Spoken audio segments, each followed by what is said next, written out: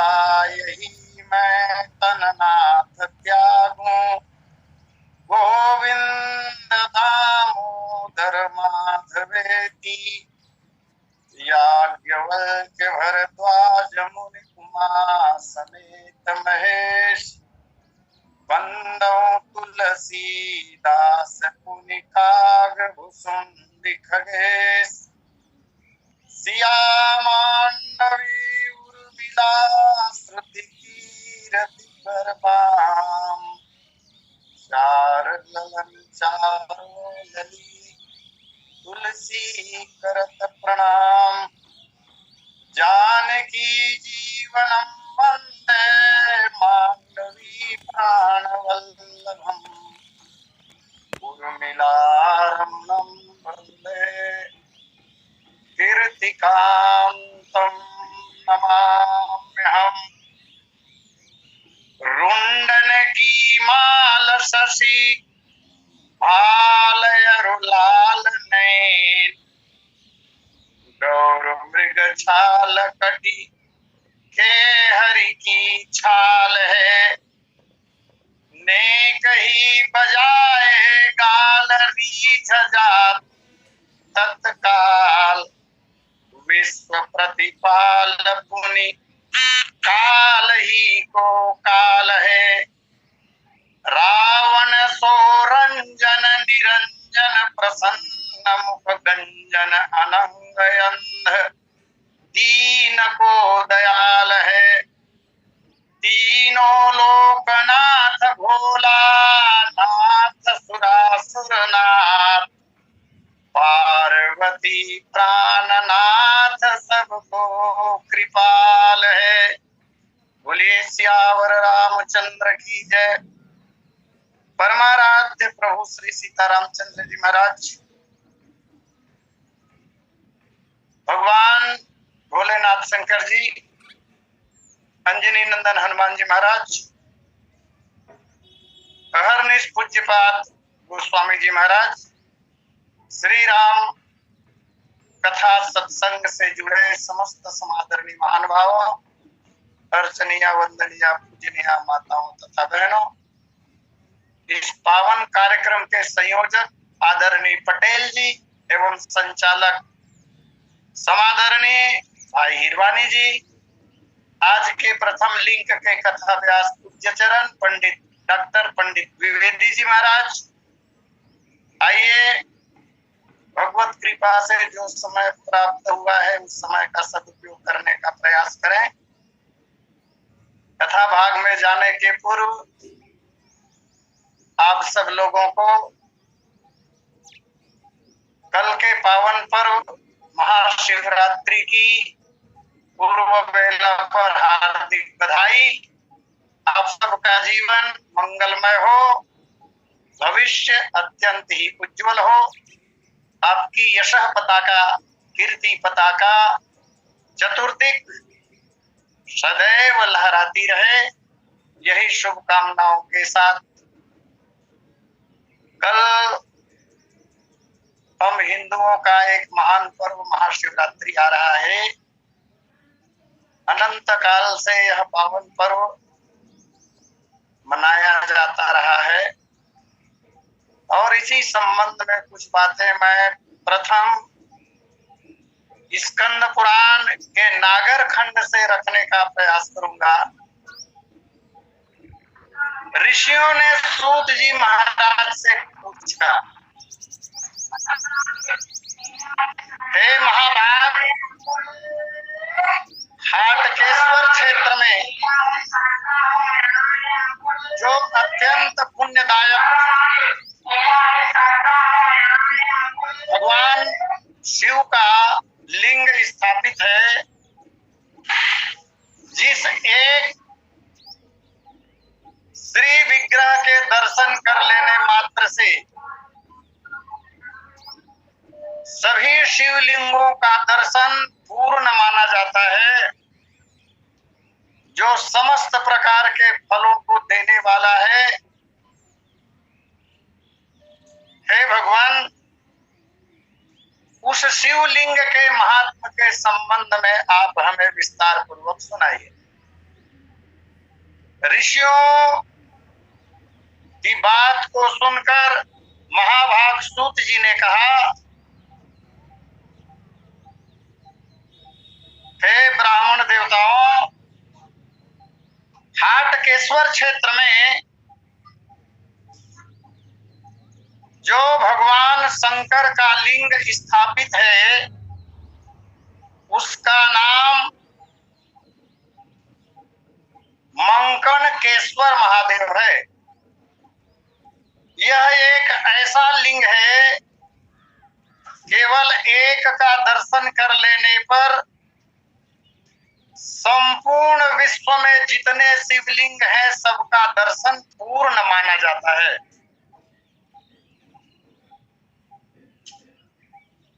और इसकी महिमा इतनी है कि उसको कह पाना संभव नहीं है। शिवरात्रि के पर्व आने पर जो लोग उस विग्रह की सेवा पूजा अर्चना करते हैं, व्रत अनुष्ठान के साथ और रात्रि का जागरण करते हैं, उन्हें समस्त प्रकार के अभीष्ट फलों की प्राप्ति होती है। तब ऋषियों ने पुनः प्रश्न किया सूत जी से कि हे महात्मन, यह शिवरात्रि की तिथि कब आती है और शिवरात्रि की तिथि में भगवान के पूजन का विधान क्या है और इस पर्व का महात्म्य क्या है,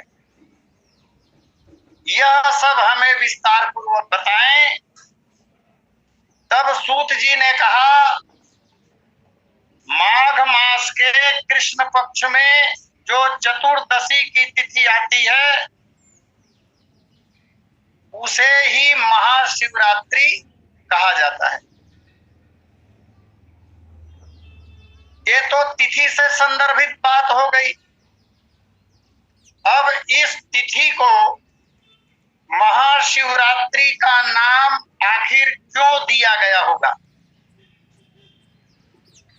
मैं निवेदन करूं, सुनने में ऐसा भी आता है, मैंने सुना है, टिप्पणी नहीं कर रहा स्वभाव में, लेकिन लोक में हम कभी कभी सामान्य तौर पर कथाओं में सुनते हैं, कल भी सुनेंगे उस बात को। लोग ऐसा कहते हैं कि महाशिवरात्रि के दिन ही भगवान शंकर और पार्वती का विवाह हुआ था, परंतु कालिका पुराण के प्रमाण के अनुसार भगवान शंकर और पार्वती का विवाह महाशिवरात्रि के दिन नहीं हुआ।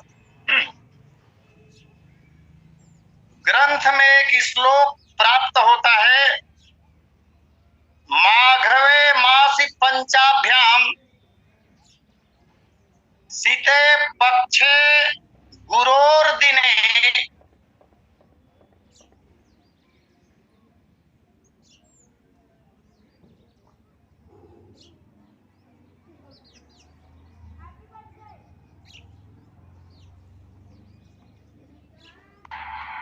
इसका तात्पर्य हुआ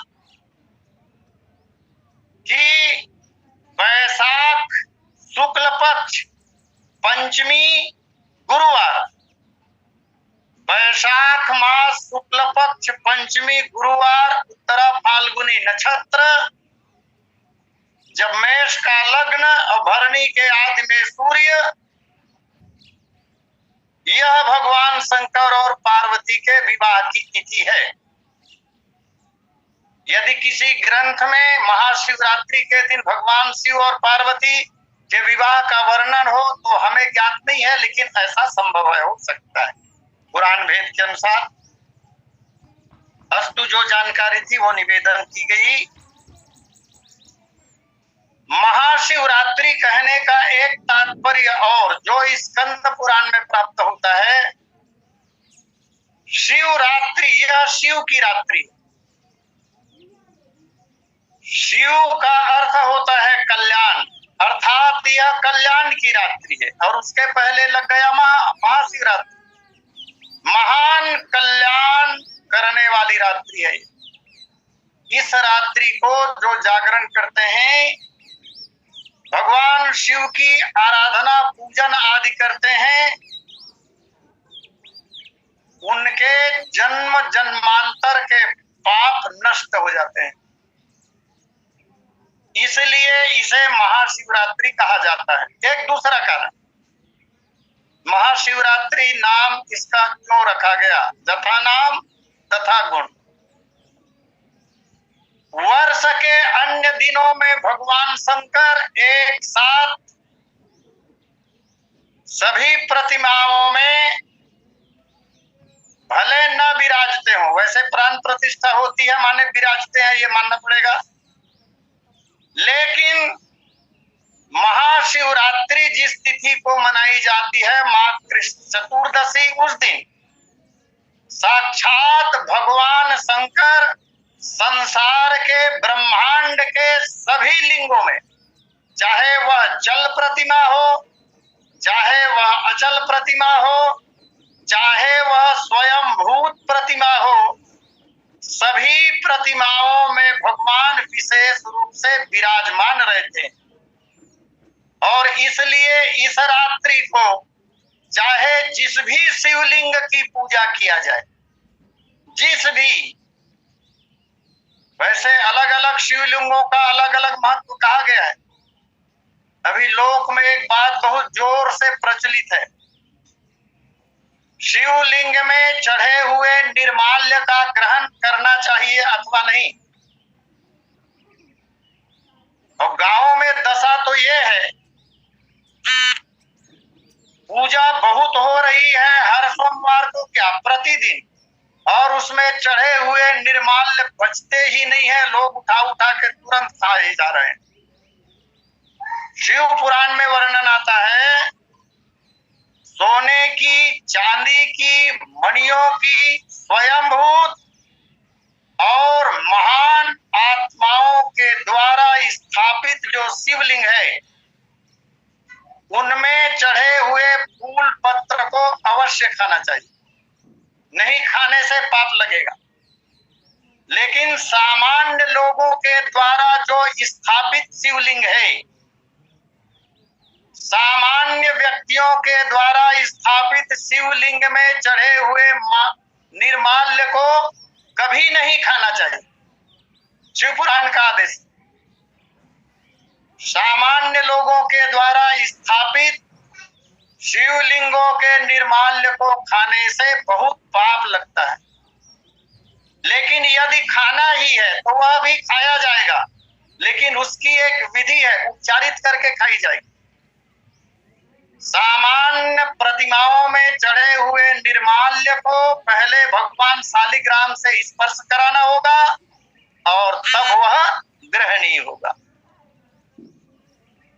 सूत जी महाराज कह रहे हैं, ये महाशिवरात्रि की जो तिथि है बहुत महत्वपूर्ण है। इस तिथि को प्रत्येक प्रतिमा में भगवान भोलेनाथ का संक्रमण होता है, स्थित होते हैं भगवान। पूर्व काल की एक घटना, पुराने दिनों में अश्वसेन नाम के एक महान विख्यात अनर्थ देश में राजा हो गए। ये सदा धर्म कर्म में तत्पर रहा करते थे और उन्होंने वेद वेदांगों के ज्ञान से परिपूर्ण एक विद्वान जिनका नाम था भर्तृयज्ञ, भर्तृयज्ञ मुनि से पूछा, हे मुने, कली काल में पालन करने योग्य ऐसा कोई व्रत है क्या जो थोड़े से परिश्रम करने पर, थोड़ी मेहनत करने पर, थोड़ी पूजा उपासना करने पर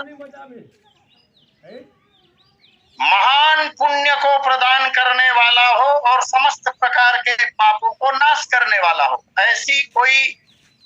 ऐसा कोई व्रत है? और यदि है तो कृपा कर उसे बताइए। तब महात्मा ने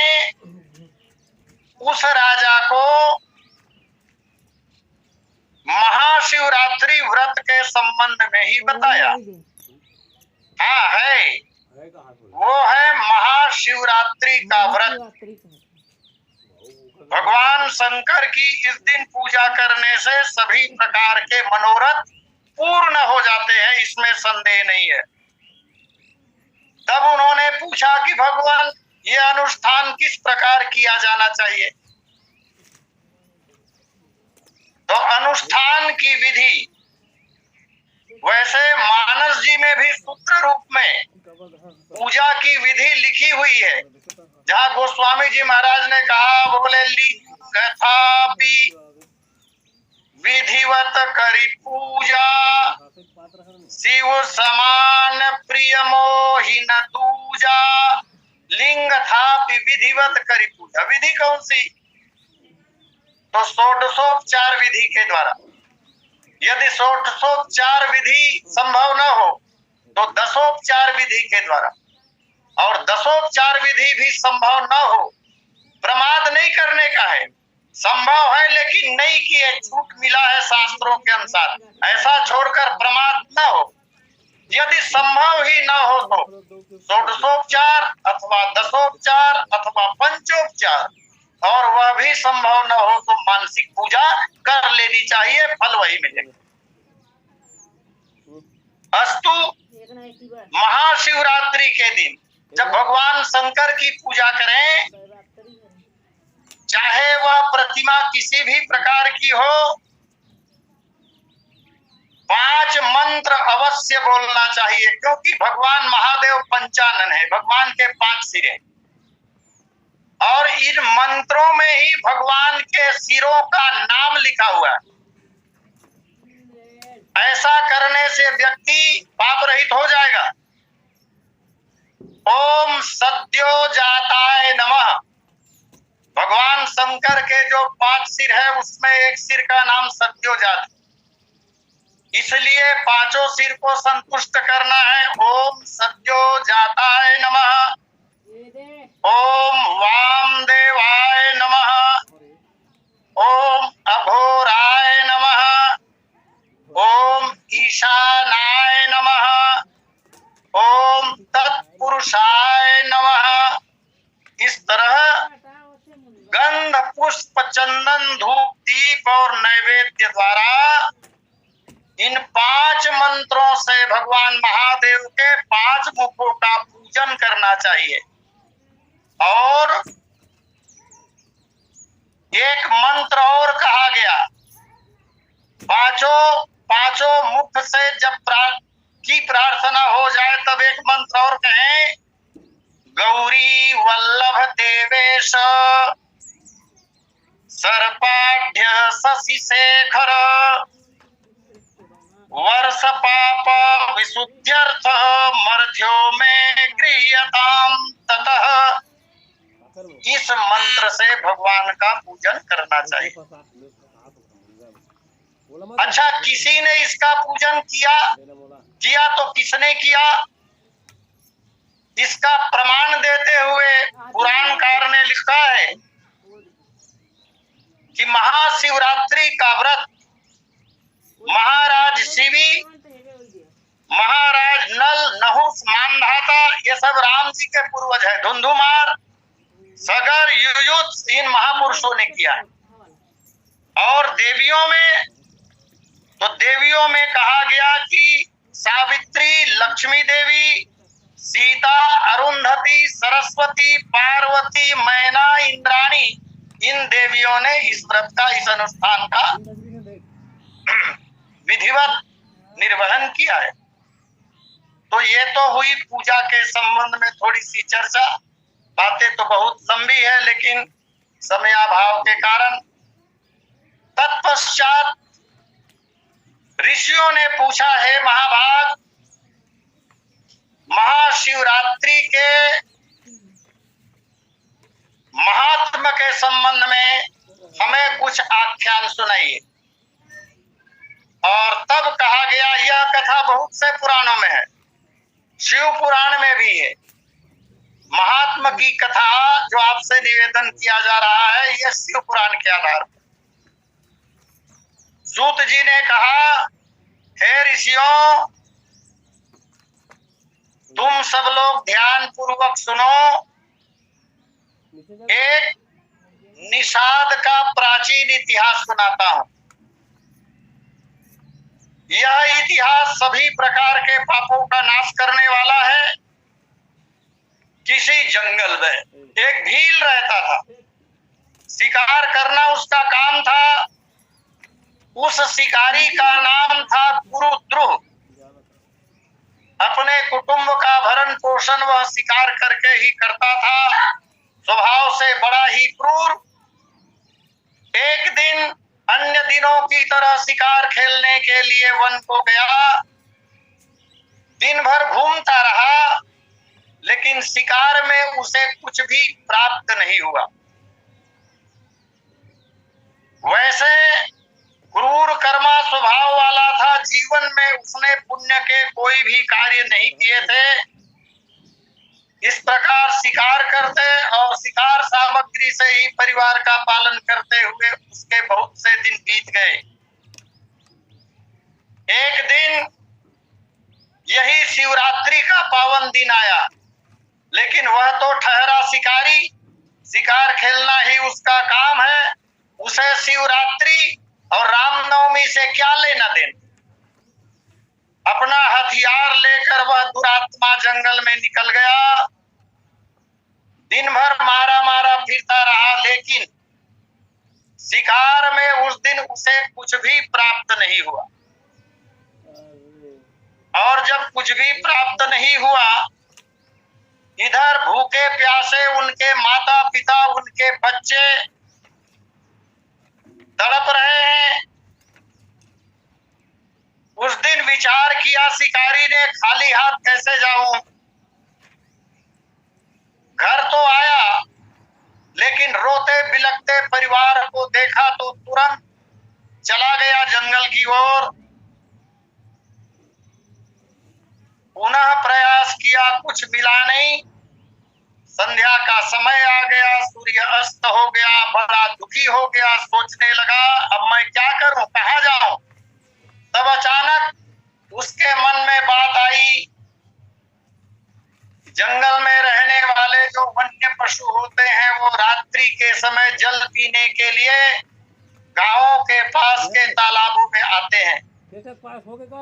क्यों ना तालाब के ही एक पेड़ पर मैं चढ़ जाऊं, और जब शिकार आएगा तो उसका शिकार करके फिर प्रसन्न होकर घर चला जाऊं। ऐसा सोचकर तालाब की मेड़ पर ही एक बेल का पेड़ था, उस पेड़ पर चढ़ गया। नीचे भगवान शंकर की प्रतिमा थी, जो उसे ज्ञात नहीं था। चढ़ा हुआ है और इंतजार कर रहा है कोई प्राणी आए तो मारूं। यहाँ से कथा के दो भाग हो जाते हैं। किसी पुराण में लिखा है कि पेड़ के ऊपर बैठे हुए वो ऊँघ रहा था और उसके ऊँघने से डालियां हिल रही थी, उससे पत्ते गिर गए और जो पानी पीने के लिए रखा था वह भी गिर गया। शंकर जी के ऊपर भगवान शंकर प्रसन्न हो गए, ऐसा कहा जाता है। लेकिन शिव पुराण में जो कथा वर्णित है, देर रात को एक हिरण आई और उस हिरण को जैसे ही उस व्याधा ने देखा, निकाला तरकस से बाण और संधान किया धनुष पर। अब तब बाण छोड़ने ही वाला था कि हिरण की नजर पड़ गई व्याधा के ऊपर। और तो तब उस हिरनी ने कहा, हे व्याधा, तुम क्या कर रहे हो। व्याधा ने कहा, मैं तुम्हारा वध करूंगा। मेरे परिवार के लोग भूखे हैं, उन्हें भोजन चाहिए, और हमारा गुजारा तो केवल शिकार से ही चलता है। तब हिरण ने कहा, देखो, मैं बड़ी भाग्यशालिनी हूँ। ये है जंगलों में रहने वाले पशु, जिनका उदात्त स्वभाव इस कथा में देखने को मिलता है। बाण का संधान हो चुका है। हिरण ने कहा, ये मेरा शरीर तो निंदित ही होता है या किसी काम का होता नहीं, लेकिन मेरा शरीर अगर तुम्हारे परिवार के पेट भरने के काम आ जाए तो मैं बहुत सौभाग्यशाली हूँ। लेकिन एक निवेदन, तुम मुझे अभी मत मारो। मेरा परिवार है, मेरी बहनें हैं, मेरे बच्चे हैं, मेरा पति है, वो मेरा इंतजार कर रहे होंगे।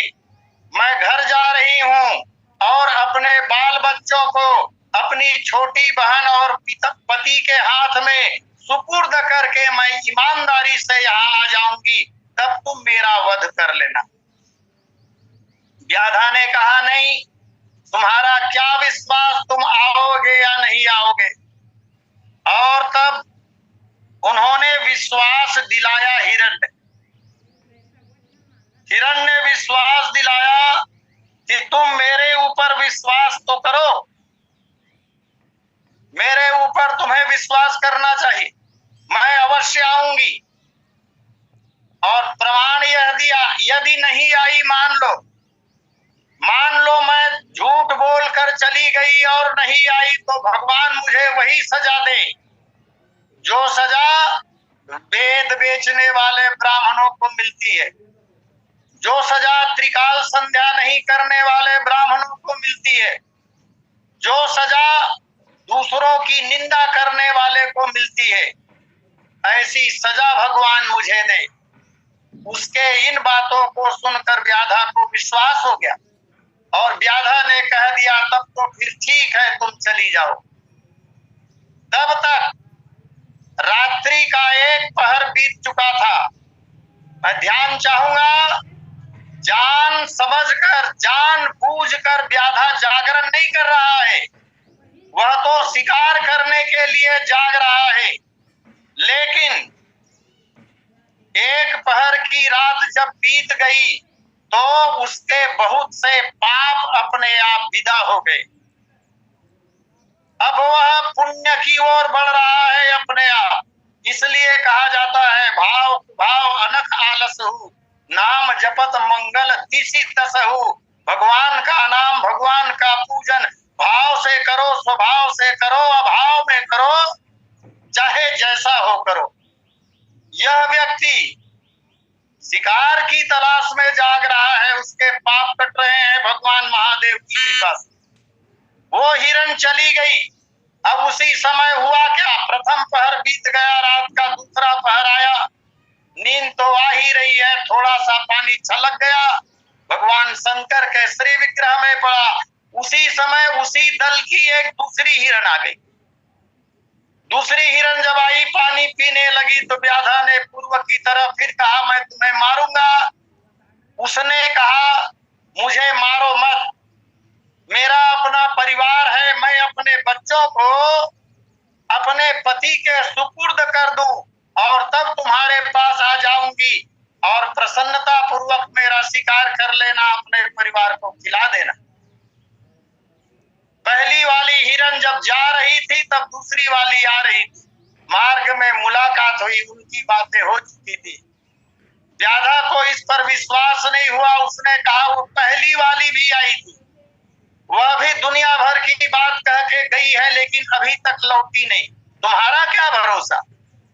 और तब उसने भी भरोसा दिलाया। प्रसन्न हुआ व्याधा और उस हिरण को भी जाने के लिए छोड़ दिया। अब इंतजार कर रहा है कि ये दो हिरण गई हैं, दो में से एक तो आएगी कम से कम। ये दोनों हिरण घर पहुंच गई, अपने आश्रम में चली गई। दोनों ने अपने पति देव से कहा, हमने सुना है कि हिरणों के झुंड में एक नर होता है, बाकी 10, 12, 15 मादा हुआ करती हैं, वही एक इनके पति होते। इन दोनों हिरणों ने कहा, हे पति देव,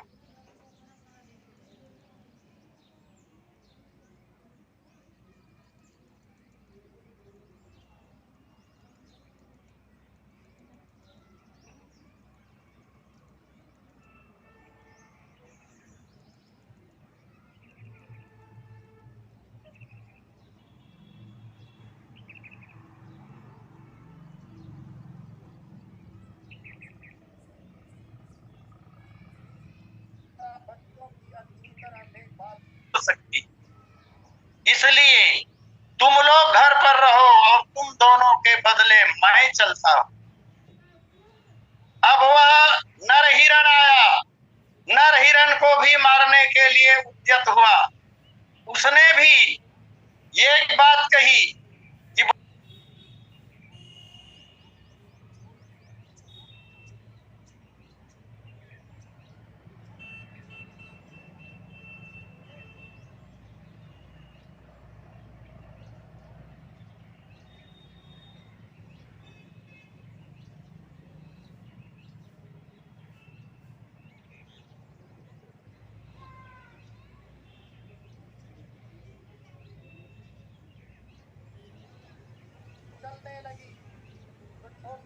समूह में जो उनके बच्चे थे उन्होंने कहा, हे माताजी, हे पिताजी, आप लोग अपने इस नश्वर शरीर को किसी के भोजन के लिए समर्पित करने के लिए जा रहे हैं। यह तो पुण्य का अवसर है। इस अवसर का लाभ हमें भी लेना चाहिए। केवल आप ही नहीं जाएंगे, हम सब भी जाएंगे। और तब कथा कह रही है, दिए हुए वचन के परिपालन में पूरा हिरण का समाज, हिरण का पूरा परिवार उस व्याधा के समक्ष उपस्थित हो गया। जब व्याधा ने देखा, तब तक व्याधा के सारे पाप कट चुके थे। वो शिकारी निष्पाप हो चुका था पूरी तरह। यह तो भगवान शंकर की अनुपम कृपा थी, हिरणों के ऊपर भी और उस निषाद, उस भील के ऊपर भी, शिकारी के ऊपर भी। अवाक रह गया, आश्चर्य में भरकर पूछा, हमारे सामने तो केवल 3 ही लोग वचन देकर गए थे, इतने सब के सब कैसे उपस्थित हो गए हो? और जब सब लोग उपस्थित हुए तो एक से बढ़कर एक। पिता हिरण कह रहा है, व्याधा भैया मुझे मारो। उनकी 2 पत्नियां जो वचन देकर गई हैं वो कह रही हैं, नहीं नहीं, इन्हें नहीं, हमें मारो। और बच्चे कहने लगे, नहीं हमें मारो, यदि ये रहेंगे तो हम जैसे और संतान आ जाएंगे, हमें मारिए। आश्चर्यचकित होकर देख रहा है व्याधा। ठीक उसी समय भगवान भूत भावन शंकर जी प्रकट हुए और प्रकट होकर भगवान शंकर ने उस व्याधा से कहा, तुमने आज की रात्रि चारों पहर जागी है और तुम्हारे जल और तुम्हारे द्वारा बेल की पत्तियां मेरे विग्रह में बार बार गिरी है। ऐसा अनुपम भक्त, ऐसी अनुपम भक्ति तो हमने देखा नहीं। और वास्तव में देखने में तो यही आता है, रात जगा होता है। कुछ अवसर मुझे भी प्राप्त हुए हैं। महाशिवरात्रि में रात्रि जागने का बहुत लोग 12 बजे के बाद सो जाते हैं महाराज, सो जाते हैं, कुछ लोग जरूर जागते हैं। तो तुमने सारी रात जागी मेरी सेवा में, इसलिए वरदान मांगो। व्याधा ने कहा, भगवान मैंने पूजा तो आपकी की नहीं। कहाँ पूजा मैंने की? आपका श्री विग्रह नीचे था जिसमें पानी और बेल की पत्तियां गिरी, यह भी मुझे ज्ञात नहीं है। मैं तो अपने शिकार की तलाश में रात भर जागता रहा। भगवान आप वरदान मांगने की कहते हैं, हे देव आपका दर्शन जो प्राप्त हो गया, इससे बढ़कर मेरे लिए और कोई भी वस्तु नहीं हो सकती। मुझे वरदान नहीं मांगना। बार बार वरदान मांगने के लिए कहा, लेकिन कितना संतोषी है ये गरीबों में भी गरीब, बीपीएल ग्रेड वाला, बीपीएल ग्रेड वाला ये व्याधा, ये शिकारी कितना महान है। भगवान शंकर वरदान देने के लिए बार बार कह रहे हैं, उसने वरदान मांगा नहीं। भगवान आशुतोष भगवान महादेव ने कहा, मेरा दर्शन व्यर्थ नहीं जाता, तुम नहीं मांगोगे तो भी मैं तुम्हें वरदान दूंगा। और अनुपम वरदान भगवान महादेव ने उस शिकारी को दिया। बोले, जाओ, यह देह त्यागने के बाद तुम निषाद खानदान में पैदा होगे और दूसरे जगह नहीं, दुर्ग रायपुर में नहीं,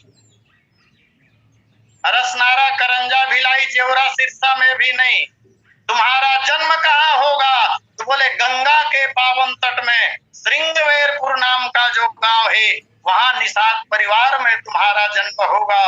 और त्रेता युग में प्रभु श्री रामचंद्र जी महाराज का अवतार होगा। प्रभु श्री राम से तुम्हारी मित्रता होगी। तुम श्री राम के, मर्यादा पुरुषोत्तम श्री राम के सखा बनोगे। इस तरह का वरदान भगवान शंकर ने उस व्याधा को दिया। यह कथा रही शिव पुराण से। आइए, समय भी पूर्णता पर है। अस्तु मैं सादर हिरवानी जी को आमंत्रित करूं 2 शब्द कहने के लिए, और इसी के साथ वाणी विराम। बोलिए सियावर रामचंद्र की जय।